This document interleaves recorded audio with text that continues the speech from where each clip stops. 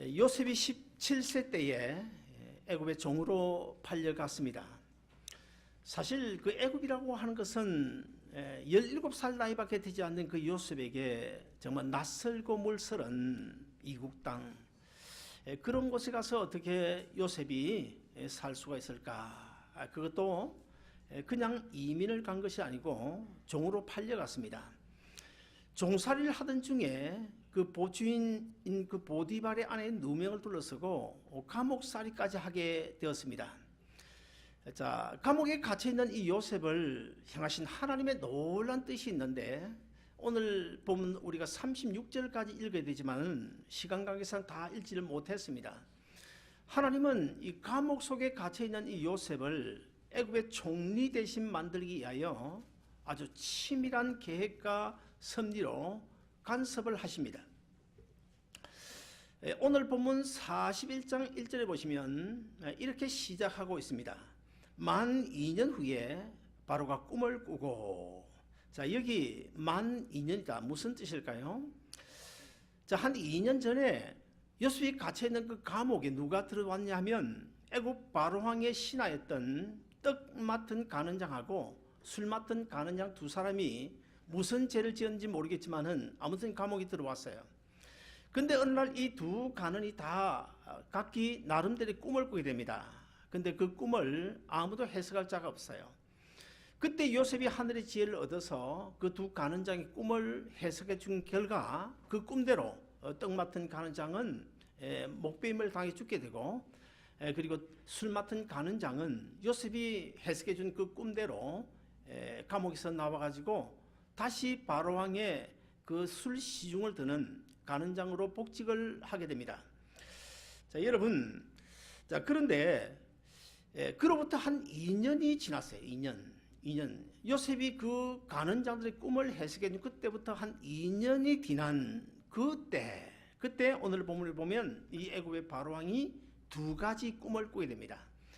첫 번째 꿈은 이 바로왕이 그 이집트 애굽의 나일 강가에 서서 보니까 아주 살찐 그 암소 7마리가 풀을 뜯고 있어요. 근데 조금 있다 보니까 갑자기 어디선가 아주 비쩍 말라버린 그 암소 7마리가 나타나더니 그 살찐 암소 7마리를 그냥 잡아 먹어버리는 거예요. 참 이상하다. 그러고 나서 잠시 깨었다가 다시 또 꿈을 꾸는데, 이번에는 어떤 꿈을 꿨냐면 아주 건실한 그 줄기에서 아주 충실한 7 이삭의 열매가 나오는데, 근데 조금 있다 보니까 아주 동풍에 말라버린, 또 비쩍 말라버린 7 이삭이 나오더니 그 아주 충실한 그 7 이삭을 그냥 삼켜버리는 거예요. 자, 이런 꿈을 꾸고 나서 바로가 고민에 빠졌습니다. 아무리 생각해도 이것은 예사 꿈이 아닌데 여기에 분명 어떤 뜻이 있을 것 같은데, 그래서 애굽에 있는 많은 술사 박수들 그리고 해몽가들을 불러다가 그 꿈을 해석하라고 했지만은 아무도 해석을 하지 못했습니다. 그런 그 바로의 꿈 이야기를 들은 그 술 맡은 가는장이 갑자기 옛날 자기 꿈을 해석해 준 2년 전에 감옥에서 자기 꿈을 해석해 준 요셉이 생각이 난 거예요. 그래서 요셉을 바로왕에다 소개를 하게 되고, 바로왕이 요셉을 대령하라. 그래서 요셉을 감옥에서 데려와 가지고 지금 바로왕 앞에 서 있는 그런 장면이 오늘 본문 이후에 계속 나오고 있습니다. 자, 그런데 2년 전에 요셉이 그 술 맡은 가는장의 꿈을 해석해 줄 그때에 그 술 맡은 가는장이 복직이 되어 가지고 감옥을 나갈 때에 요셉이 그 가는장에게 부탁을 했어요. 당신이 이 감옥에서 나가가지고 다시 그 술 맡은 가는장으로 복직이 되거든, 제발 나를 좀 기억해서 바로왕에게 이야기를 해 가지고 나를 좀 이 감옥에서 나가게 해주시오, 이런 부탁을 한 적이 있습니다. 그러나 그 술 맡은 가는장은 지난 2년 동안 아주 까마득하게 요셉을 잊어버리고 살았어요. 근데 바로왕의 꿈 이야기를 들은 다음에 이 요셉이 생각이 나가지고 요셉을 이제 불러다가 바로왕 앞에 세우게 되는데, 자, 어쩌면 요셉이 감옥에서 나와 가지고 바로왕 앞에 섰다, 이 바로왕 앞에 서는 그 자리는 어쩌면 요셉이 감옥에서 나올 수 있는 절호의 기회였다, 그렇게 볼 수도 있지 않겠습니까? 그러면 자, 우리가 이런 생각을 해볼 수 있을 것입니다. 그러면 아주 절호의 찬소를 맞았는데, 이 바로 앞에 설 수 있는 기회를 맞았는데, 그럼 이 기회, 바로 앞에 설 수 있는 이 자리를 누가 만든 것일까? 누가 만든 것일까요? 우리는 언뜻 그 술 맡은 간은장이 바로왕에게 이야기를 해서 요셉을 감옥에서 데리다가 바로왕 앞에 세웠으니까 술 맡은 간은장이 그 자리를 만들었다, 그렇게 생각할 수도 있고, 아니면 그 간은장의 꿈을 해석해 준 사람이 요셉이니까 요셉이 스스로 이런 자리를 만들었다, 그렇게도 말할 수 있지 않겠습니까? 그러나 여러분, 바로왕 앞에 서는 바로 그 순간 그 자리는 사실 요셉의 소원과는 전혀 상관이 없는, 이미 하나님께서 여호와 이르러 예비해 놓으신 자리였다는 사실을 우리가 알 수가 있어야 될 것입니다. 자, 이런 오늘 본문을 중심으로 한 두 가지를 말씀드리고 싶은데, 첫째, 우리가 인생길을 걸어가는 동안에 나를 위한 하나님의 계획, 분명히 저와 여러분 한 사람 한 사람을 위한 하나님의 계획이 다 있어요. 하나님의 뜻이 있어요. 자, 나를 위한 하나님의 그 계획이 내 인간적인 계획보다는 월등하다는 사실을 오늘 본문 속에서 우리가 배울 수가 있어야 됩니다. 요셉의 소원은 하루빨리 감옥에서 나오는 것이죠. 그래서 요셉은 술 맡은 간은장에게 2년 전에 부탁을 했습니다. 당신이 나가서 복직이 되거든 제발 바로왕에게 이야기를 해서 나로 하여금 이 감옥에서 나가게 좀 힘써 주시오, 그런 부탁을 했습니다. 자, 요셉의 계획은 2년 전에 그 술 맡은 간은장에 의해 가지고 하루빨리 이 감옥에서 나가는 것이었어요. 그러나 반면에 하나님의 계획은, 요셉을 향한 하나님의 계획은 그게 아니었습니다. 한 2년 정도 더 감옥에 있다가 나중에 나가는 것이 하나님의 뜻이었는데, 그렇다고 한다면 오늘 본문에서 이 요셉의 계획, 지금 바로 감옥에서 나가고자 하는 그 요셉의 소원, 요셉의 계획과 2년 더 있다가 나가야 되겠다고 하는 하나님의 계획, 그 중에 어느 계획이 월등할까요? 먼저 그러면 우리가 요셉의 계획부를 한번 살펴보겠습니다. 2년 전에 요셉이 그 술 맡은 간은장의 꿈을 해석해 주면서 부탁을 했잖아요. 자, 그러면 그 술 맡은 간은장이 잊어버리지 아니하고 복직이 되어가지고 바로왕 앞에 가가지고 요셉의 이야기를 자초지종하게 됩니다. 왕이시여, 제가 감옥에 있을 때 보니까 그 요셉이라는 청년이 있는데 그 청년의 이야기를 들어보니까 전혀 그 청년은 잘못한 것이 없고 아주 억울하게 감옥살이를 하고 있는데 그 청년 좀 빼내주면 안 되겠습니까? 이렇게 왕에게 부탁했을 때 그 바로왕이 어떤 반응을 보일까요? 어쩌면 그 바로왕이 그래, 참 억울하게 옥살이를 하고 있구만, 지금 자네 가서 당장 빼내줘, 뭐 이렇게 말할 수도 있지 않겠습니까? 자, 그러면 우리가 여기서 한 가지 생각할 것은, 요셉이 2년 전에 그 간은장의 청에 의해 가지고 바로왕으로부터 그 감옥에서 빼내 나왔다고 칩시다. 그렇다고 해서 요셉의 인생길에 특별한 변화가 있을까요? 자, 요즘 같으면 감옥에서 나오게 되면 하다못해 자유롭게 노동이라고 할 수 있지만은 사실 그 당시에 요셉의 처지가 어떤 처지입니까? 요셉 신분이 어떤 신분입니까? 바로 노예 신분입니다. 노예 신분인데 아무리 감옥에서 빠져나왔다고 하더라도 결국은 노예는 노예예요. 자, 그런 그 노예 신분인 그 요셉이 감옥에서 나왔다고 해서 자기 인생에 특별한 의미를 부여할 수 있겠습니까? 결국에는 보디발의 집에 다시 가서 노예살이, 종살이를 하게 될 것이고, 그렇게 되면 얼마나 핍박을 받게 되겠어요. 그리고 또 사실 요셉은 앞으로 애굽의 총리가 되어야 될 사람인데 노예 신분 가지고 어떻게 총리가 될 수 있습니까? 그것도 아니면 요셉이 이제 고향으로 도망을 척한다고 칩시다. 그렇다고 한다면 창세기 37장에서 요셉이 17살 때에 하나님께서 꿈을 주셔가지고 그 위대한 꿈을 지금 가슴에 안고 있는데, 요셉이 옛날에 꾸었던 그 꿈은 그러면 어떻게 되는 것입니까? 자, 그렇다고 한다면 이번에는 하나님의 계획표를 우리가 한번 살펴보겠습니다. 자, 하나님의 계획표, 요셉을 향한 하나님의 계획, 어떤 계획을 가지고 계십니까? 한 3단계로 나눌 수가 있습니다.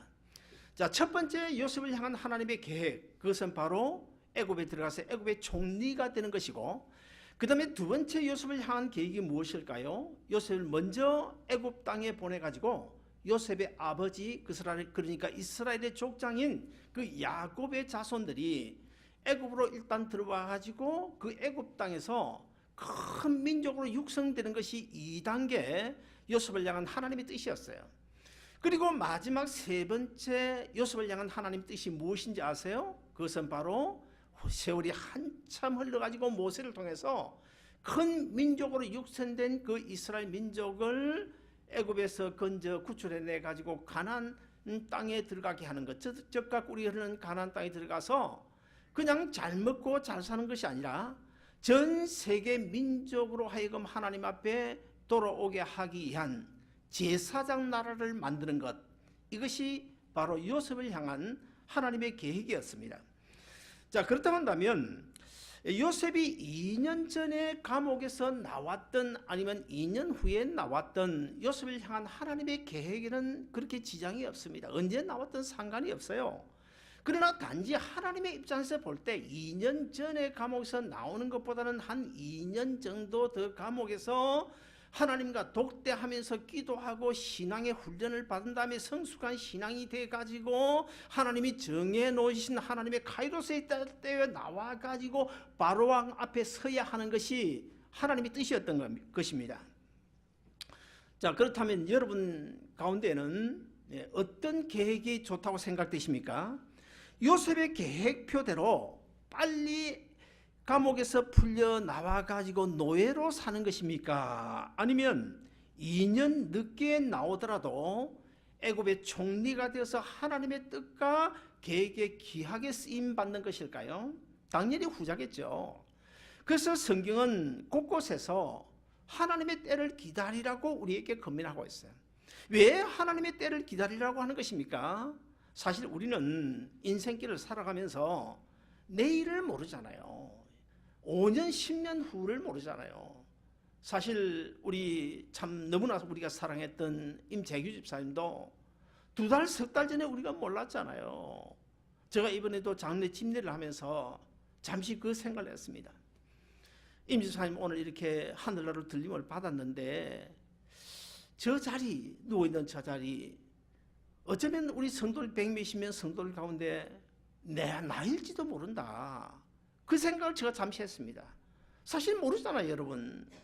아무도 모르는 것입니다. 우리는 내일 일을 모르고 한 달 후를 모르고 10년 후를 모르지만은 나는 내 인생임에도 불구하고 1년 후 내 인생이 어떻게 될지 모르는데 하나님은 우리의 인생이 10년 후든 20년 후든 영원 후까지도 다 알고 계시기 때문에 하나님께서 나를 향한 가장 좋은 때, 그 때를 우리가 기다려야 된다는 것입니다. 제가 이런 생각을 해본 적이 있습니다. 제가 우리 어머니가 저를 낳으면서 목회자로 서원했는데 이상하게 그 길을 거부하고 그 길을 가지 않다가 늦게 이제 목회자가 됐는데 언제가 제가 이런 생각을 해봤어요. 제 아내 보고 내가 10년만 빨리 먼저 목사가 됐더라면, 아니 5년만 먼저 목사가 되었더라면 좋았을 것을, 이런 후회를 해본 적이 있습니다. 그때 옆에서 듣고 있던 제 아내가 뭐라고 말했는지 아십니까?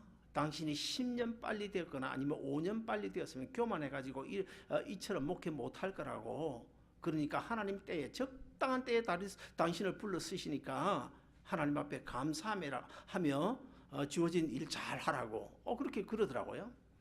그 듣고 보니까 그 말이 맞는 것 같아요. 사실 저는 긴 세월 많은 훈련을 받았습니다. 물질의 부족으로 인해 굶주리는 그런 훈련도 받았고요. 체류 신분 문제로 기죽어 사는 그런 훈련도 받았습니다. 제가 그런 훈련을 받아보니까 그것도 참 필요하겠더라고요. 교만한 사람을 꺾어 놓는 것은 바로 기를 죽이는 훈련, 그것밖에는 방법이 없다, 그런 생각이 들어요. 제가 한 10년 동안 기죽어 사는 훈련을 받았지 않습니까? 그리고 또 죽을 병에 걸려가지고 인생의 참된 의미를 깨달는 그런 훈련도 저는 받았습니다. 그리고 세상 어디에도 그 어떤 누구도 의지할 곳이 없어. 바라볼 것도 없어. 기대는 언덕도 없어. 오직 하늘의 하나님만 바라볼 수밖에 없는 그런 훈련도 하나님께서 저를 시키셨는데 사실 그런 훈련을 받았음에도 불구하고 또 어떤 면에서는 제가 참 힘이 부족한 목회자 아닙니까?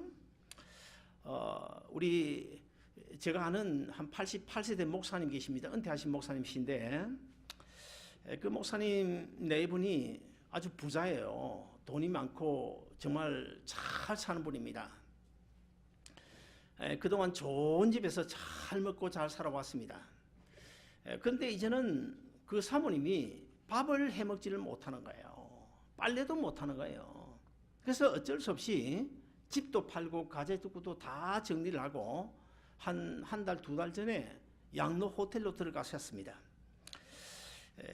자, 그런데 제가 그 이야기를 듣는 순간에 그분하고 제가 뭐 특별히 가까운 사이도 아니지만 그분이 아무리 부자라도 제가 단 한 번도 커피 한 잔 얻어먹은 적도 없지만 참 안 됐더라고요. 그래서 제 아내하고 둘이서 어느 날 아침에 그 목사님 네 분을 모시고 저도 마음대로 가지 못하는 저 라구나 비치에 가가지고 아침밥을 사드리고 모시고 오는데 그 목사님이 그런 이야기를 하시더라고요. 집도 타운하우스 가지고 있었는데 그것도 팔고 가재도구도 다 팔았는데 한 가지 골치 아픈 것이 있대. 그래서 뭐가 목사님 골치 아픈데요? 그랬더니 지금 침대 산 지가 얼마 안 됐는데 그 침대가 너무 커가지고 누구 좀 가지고 가라고 하니까 아무도 가져갈 사람이 없대. 그래서 이걸 어떻게 처분해야 되나. 그것 때문에 아주 지금 골치가 아프대요. 근데 그 침대가 얼마짜리냐면 10,000몇천 불짜리랍니다. 여러분, 제가 또 오지랖이 좀 넓지 않습니까? 오늘도 낮에 뭔가를 제가 좀 구해와서 나눠드리게 되는데 오지랖이 넓다 보니까 혹시 우리 성도들 가운데 혹시 이 침대 필요한 분이 없을까 그런 생각이 딱 들더라고요. 그래가지고 목사님 그러면 저한테 한번 보여주시겠습니까? 그래서 그 목사님 댁에 가가지고 침대를 봤는데 입이 떡 벌어지더라고요. 침대 뒷머리 맡에 양쪽에 요 정도 되는 대리석, 진짜인지 가짜인지 모르겠지만 큰 대리석 기둥이 2개가 서 있고 아무튼 간에 제가 한 번도 보지 못한 그런 침대에서 10,000몇천 불짜리니까 그래서 이걸 어떻게 하지? 그러다가 우리 교회 어떤 집사님이 근사님에게 전화를 했어요. 이거 혹시 가져갈래? 그랬더니 도저히 못 가져간대. 그래서 금연 못 가져간대. 그래서 저도 뭐 감당이 안 돼서 포기를 했습니다. 포기를 했어요. 근데 이제 그날 아침을 먹고 차로 이제 댁으로 목사님 댁으로 오고 있는데 그 차 안에서 그 사모님이 이런 이야기를 하시더라고요. 저보고 최 목사님, 제가 지금 와서 가만히 생각해 보니까 내가 인생을 너무 잘못 살았다는 거예요. 너무 세상적으로 살았다고. 정말 하나님 앞에 잘못 살아온 것 같다고. 그런 말씀을 하시더라고요. 저는 그 순간에 아니 그걸 90 노후에 와서 이제 깨달아야 되겠나 그런 생각이 들면서도 그래도 지금이라도 깨달으니 얼마나 감사한가 이런 생각을 가진 적이 있습니다. 여러분 우리가 어릴 때에 지금으로부터 한 뭐 수십 년 전에 콜레스테롤이 높다 그래서 병원 가신 분이 있습니까? 아마 거의 없을 거예요. 옛날에는 뭐 콜레스테롤이라는 그런 단어조차도 우리가 귀에 익숙하지 않았을 것입니다.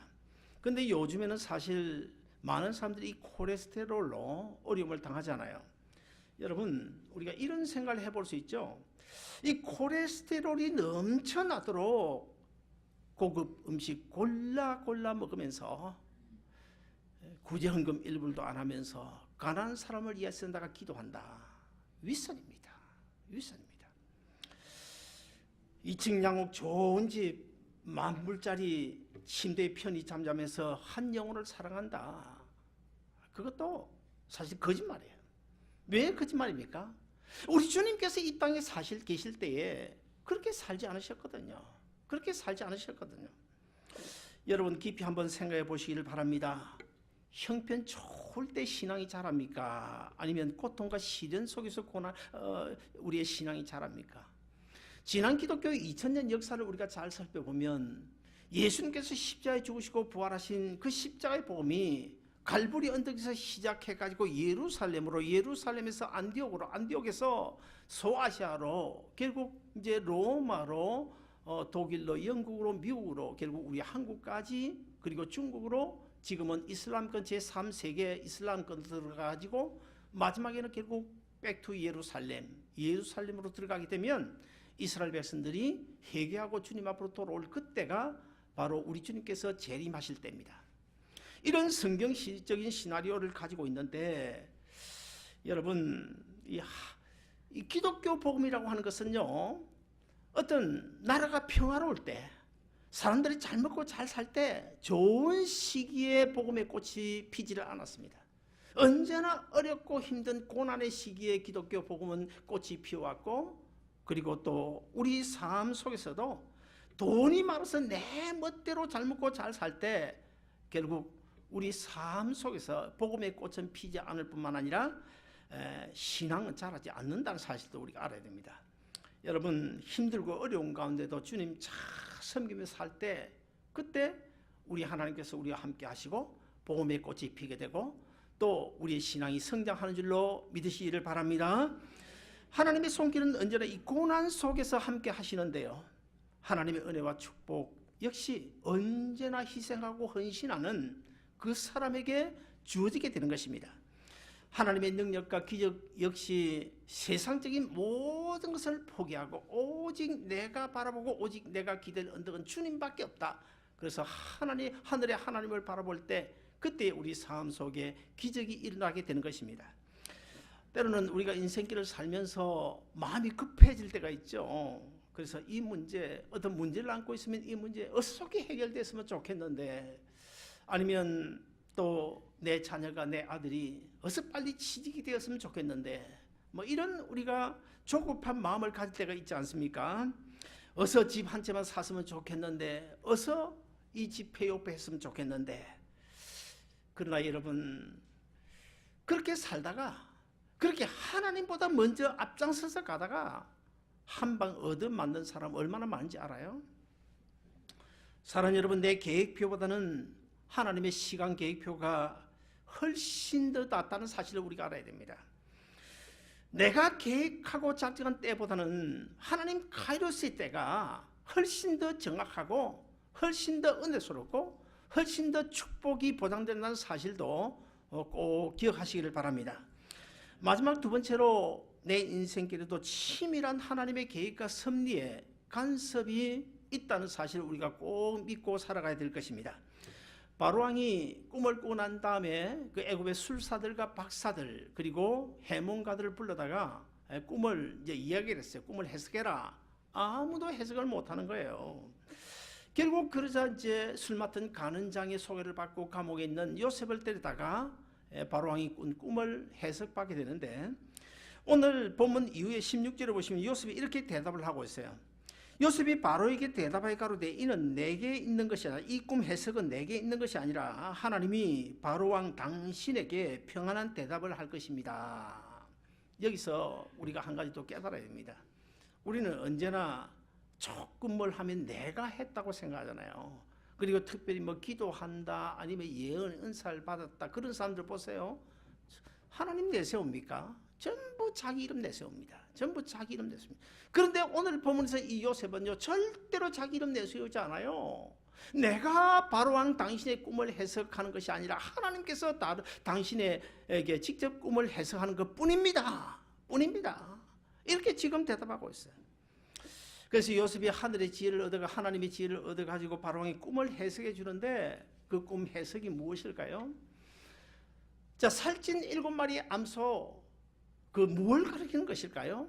애굽에 앞으로 7년 동안 풍년이 올 것을 이야기하고 있고, 그리고 메말라 빠진, 비쩍 말라버린 7암소, 그 암소는 7년 흉년을 가리키는데 무슨 의미입니까? 그 비쩍 말라버린 암소가 살찐 암소 7마리를 그냥 잡아 먹어버렸다.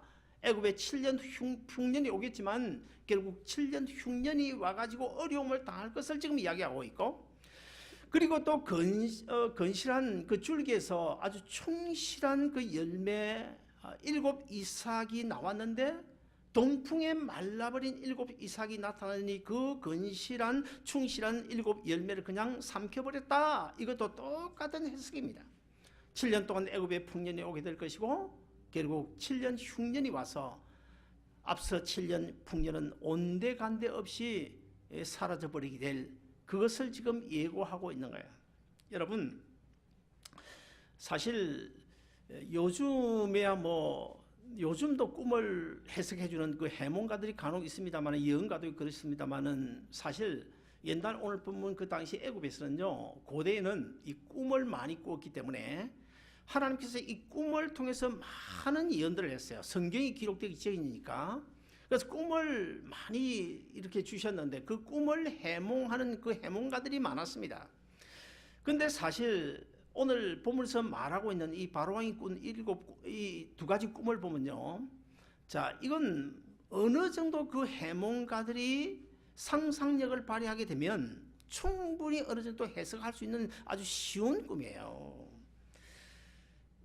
자, 그럼에도 불구하고 그 술사나 박사나 해몽가들이 그 꿈을 해석을 하지 못했습니다. 자, 그러면 왜 그 술사나 박사나 그 꿈 해몽가들이 그 꿈을 해석하지 못했을까요? 거기는 바로 하나님의 간섭이 있었기 때문입니다. 오늘 본문 넘어가서 보면 성경에 이런 구절들이 있습니다. 하나님이 바로에게 하나님이 그 하실 일을, 하나님이 이 일을 정하셨다, 이런 말씀들은 무슨 이야기입니까? 하나님이 이 사건 속에 구체적으로 개입하셨다는 거예요. 간섭하셨다는 거예요.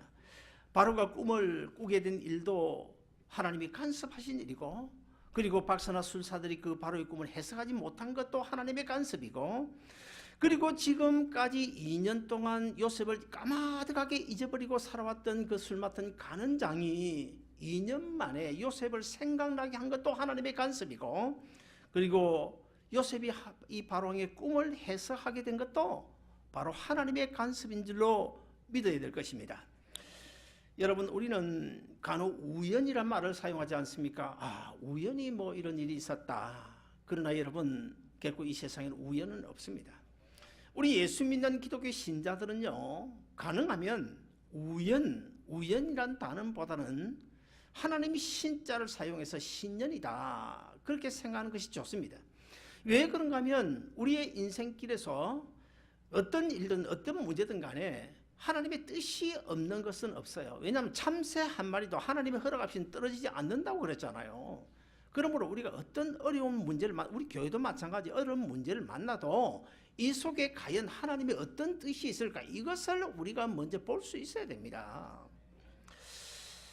여러분, 요셉이 이 술 맡은 간원장에게 나를 이 감옥에서 좀 빼내주시오, 바로왕에게 부탁했었는데 나를 좀 빼내주시오, 이렇게 부탁하지 않았습니까?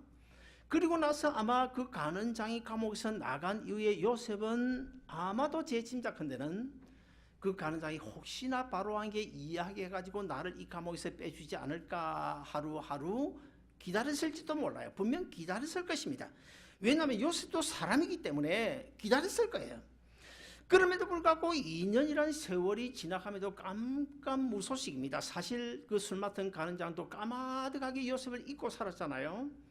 그런데 그러면 요셉이 왜 2년 동안 그렇게 감옥살이를 해야 됐을까? 거기는 분명 하나님의 놀라운 뜻이 있는데, 그 놀라운 뜻을 우리가 시편 105편 17절부터 19절에 보면 어느 정도 정확하게 이해를 할 수가 있는데, 영상이 준비되면 한번 띄워주시길 바랍니다. 시편, 안 띄워지네요. 그럼 제가 읽어 드리겠습니다. 시편 105편 17절부터 19절을 보시면, 요셉에게 있어서 2년 동안 감옥에서 기다리고 있는 그 기다림의 세월이 결코 무의미한 것이 아니라는 사실을 시편 기자가 분명하게 이렇게 증언을 하고 있는데, 제가 읽어드리겠습니다. 그가 앞서 한 사람을 보내셨으며 요셉이 종으로 팔렸도다. 그 발이 착고에 상하며 그 몸이 쇠사슬에 매였으니 곧 여호와의 말씀이 응할 때까지라. 그 말씀이 저를 단련하였도다. 여러분, 이해가 안 되죠? 자, 여호와의 말씀이 응할 때까지 그 말씀이 저를, 요셉을 단련시켰도다. 이해가 쉽지 않습니다. 무슨 말일까요? 창세기 37장에 보면 하나님께서 요셉에게 그 위대한 꿈을 주셨어요. 그 위대한 꿈을 주셨어요. 그때부터 요셉은 그 하나님이 주신 그 꿈을 가슴에 품고 오늘까지 살아왔습니다. 드디어 감옥살이를 합니다. 그 감옥살이를 하는데, 자, 2년 동안 요셉을 단련시키고 훈련시키고 성숙한 그리스도인이 되게 하기 위한 하나님의 뜻이 있다는 거예요. 그래서 그 말씀, 그 꿈을 통한 하나님의 말씀이 응할 때까지, 요셉이 꿈꿔왔던 그 꿈이 이루어질 때까지 오히려 그 꿈을 통한 하나님의 말씀이 요셉으로 하여금 2년 동안 감옥 속에서 단련하게 하셨다. 그런 뜻이, 그런 이유가 있었다는 거예요. 사랑하는 여러분, 요셉이 잠시 술 맡은 가는 자에게 기대를 했던 것은 분명 사실이었을 것입니다. 그러나 요셉은 어느 순간에 이건 아니지. 분명 하나님께서 나에게 꿈을 주셨고 나를 이 애굽 땅에 팔려오게 하셨고 종살이를 하게 하셨고 드디어 감옥까지 들어오게 하셨는데 여기는 분명 하나님의 어떤 뜻이 있을 거야. 그러므로 내 인간적인 어떤 기대를 가지는 것은 하나님께서 기뻐하지 않을 거야. 그래서 어느 순간에 아마 그 술 맡은 가는 자에게 기대했던 그 기대를 아마 다 없앴을 것입니다. 포기했을 것입니다. 그리고는 하나님께서 자기에게 주신 그 꿈을 안고 2년 동안 아마 묵묵히 기다렸을 것으로 저는 생각됩니다. 사랑하는 여러분, 오늘 이 시간 저와 여러분에게도 요셉처럼 하나님께서 주신 꿈이 있어요. 우리가 그 꿈이 무엇인지를 발견하지 못해서 그렇지, 우리에게 하나님께 약속하신 그 약속이 무엇인지를 우리가 발견하지 못해서 그렇지, 저나 여러분에게 하나님 주신 그 원대한 꿈들이 다 있어요. 어떻게 살면 어떻게 하나님께서 인도하시고 어떤 복을 주시겠다고 하는 그런 약속이 분명히 있어요. 우리는 먼저 영의 눈이 열려가지고, 영의 귀가 열려가지고 먼저 그 꿈, 하나님 주신 그 비전, 하나님의 약속을 우리가 발견하고 그 약속을 붙잡고 살아갈 수 있어야 됩니다. 그렇게 되면 오늘 본문에서 하나님이 비록 감옥살이를 했지만 그 요셉을 정말 훌륭하고 위대하게 하나님의 때가 되면 바로왕 앞에 서게 하시고 애굽의 총리 대신이 되게 하시고 하나님의 구원 역사를 요셉을 통하여 이루어가게 하시는 그 놀라운 역사, 그 역사 가운데 저와 여러분 한 사람 한 사람이 정말 하나님 앞에 귀하게 쓰임 받음으로 여러분의 인생 요셉처럼 형통해지고 행복해지기를 주의 이름으로 축원합니다.